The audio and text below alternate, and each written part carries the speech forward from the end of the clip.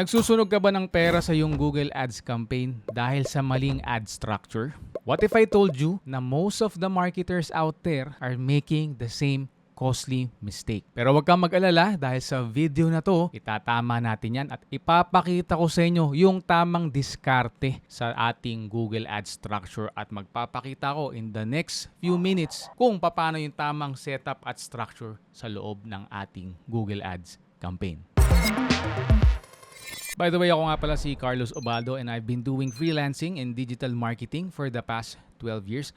Kaya naman makakasiguro ka na yung ipapakita at ituturo ko sa'yo sa video na to ay yung mismong ginagawa ng isang professional sa pag-setup niya ng kanyang Google Ads structure.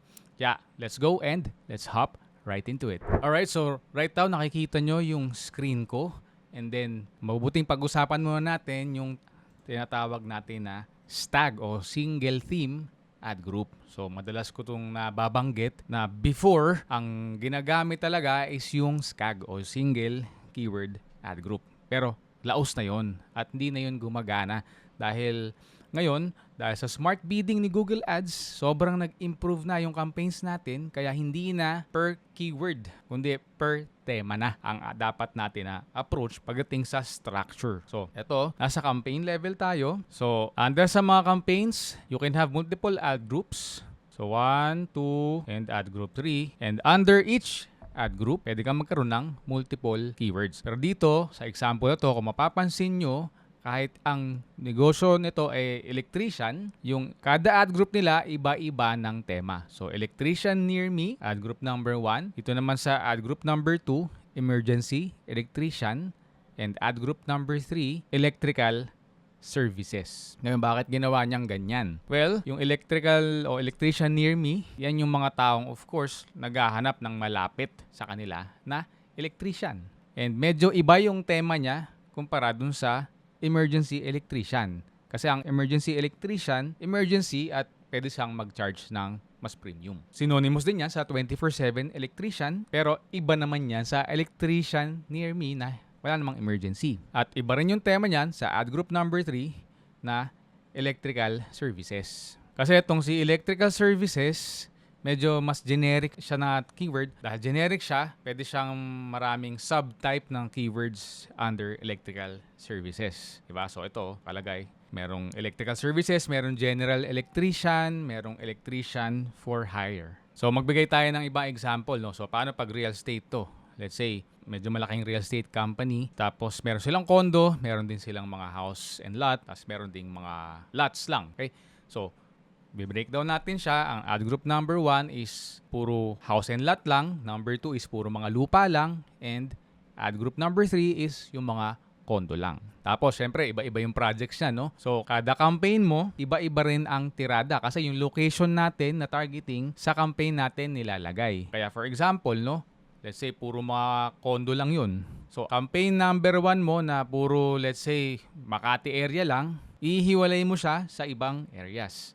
Like, kunyari, yung mga nasa Tagaytay mo, o kaya yung nasa Batangas. So, dapat nakahiwalay yung mga campaigns guys, hindi yung ad groups. So, mamaya papakita ko sa inyo sa loob ng actual account kung paano kinukonfigure yung tinutukoy ko. So, bigay tayo ng another example. So, paano siya pagka iba pang services like, kunyari, beauty clinics. Okay, so, halimbawa, number 1 mo, meron kang rhinoplasty o yung client mo. So, iba yung grupo dyan sa, let's say, yung mga, ano ba yung pampakinis ng balat? Mga facial, mga diamond peel. So, iba yung ad group niyan. Dahil, essentially, iba ng tema si rhinoplasty sa facial. Yung mga nose lift, iba rin naman yun sa rhinoplasty. So, dapat magkahiwalay sila. Ano pa? Yung mga pampaputi ng mga singit, mga hair removal, magkakaiba rin yun. So, dapat nakaseparate din sila sa kanya-kanyang ad group. So, kung iisipin natin, kada ad group, isa siyang tema. So, kung about sa pampatangos ng ilong, dun lang yung mga related na keywords. Isang ad group siya. Lahat ng mga hair removal, isang tema siya. So, isang ad group din siya at doon na magkakalagay o magkakasama yung mga keywords again na iisa lang ang tema. And then again, paano pagka iba-iba yung branches ng clinics? So for example, meron ka sa Marikina, meron ka sa Quezon City, meron ka sa Makati at sa iba-iba pang, let's say, probinsya. So ang magiging diskarte doon is paghiwa-hiwalayin mo yung mga campaigns nila. So ito, pakita ko sa inyo sa loob. Are you ready to take your business or media buying career to the next level?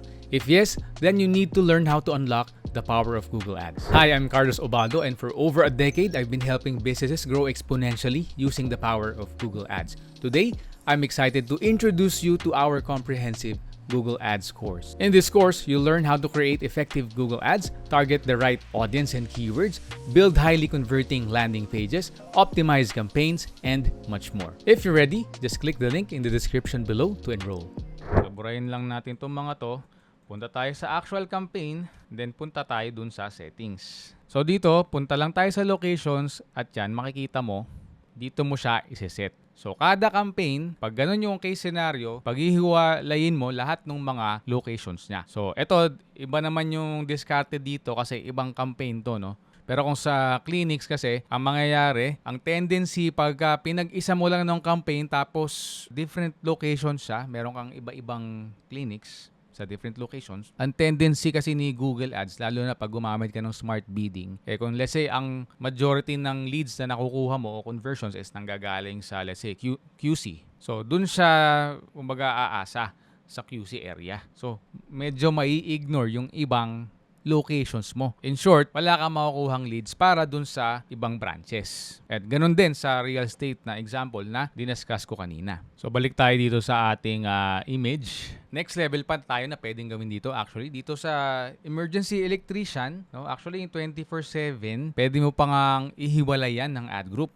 Bakit? Kasi sa ad group na yon, yung magiging ad copies mo sa emergency electrician, although medyo pares ang tema sa 24/7, medyo iba yung basa. Sa ad group, let's say ito yung ad group ng emergency electrician, tapos itong ad group number 3, let's say yan na yung 24/7 electrician. So lahat ng mga copies mo dito, pati copies sa landing page, is puro emergency electrician lang.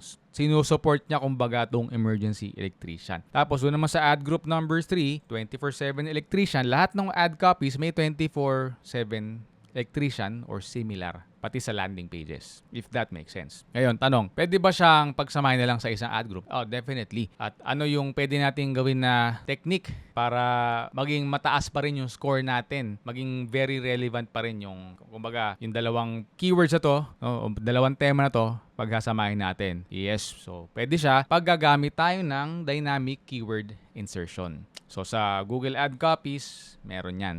So, pagpasok natin sa loob, okay, so dito sa ad level, maglalagay lang tayo ng curly bracket. So, nagwo-work to sa headline tsaka sa description. So, dito, yan, yung keyword insertion. Meaning, kung ano yung nag-trigger na keyword, for example, nilagay niya 24/7, yung isa, emergency. Kung alin doon yung nag-trigger, yun yung lalabas sa ating headline ng ad copies. Tapos, sa mga landing pages, meron din tayong ginagamit dyan. For me, WordPress yung ginagamit ko. May ginagamit tayong mga tools. Ginagamit ko is if/so. If so. So, kung ano naman yung na-pull natin na keyword dito, yun naman yung magpapakita sa landing page. So, ito, pakita ko na nga sa inyo. So, ito, si if so. Yan, kasi WordPress ang ginagamit ko. So, if so, ayan. So, sobrang laki ng tulong nito. Medyo advanced na siya, no? So, siguro later on, no, sa private coaching natin siya i-discuss kasi pagka dito, baka hindi nyo magets at maraming makukonfuse. So, anyways, back dun sa ating structure. So, tandaan nyo, stag ang nagwo-work ngayon. So, let's give a few more examples. So, paano? Let's say, dentist, no? Dental clinic ka. So, iba-iba yung services mo. So, iba yung sa braces. So, ibang ad group yun. Iba yung sa mga cleaning. Ibang ad group yun. Iba pa yung ad group, again, nung, let's say, yung pampaputi ng ipin. Kung let's say, nagbebenta ka ng sapatos, iba yung pang tennis, iba yung ad group ng pang basketball at pang soccer, and pang badminton, and so on and so forth. So hopefully that makes sense at marami na naman kayong napulot sa video na ito.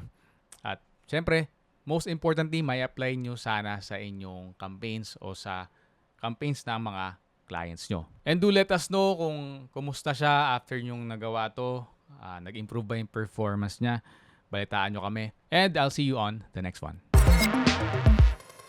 By the way, kung marami kang napulot sa video na to, sinisiguro ko sa'yo na marami ka ring matututunan dito sa video na to. Lalo na if you want to improve at gusto mo mag-upskill pagdating sa Google Ads.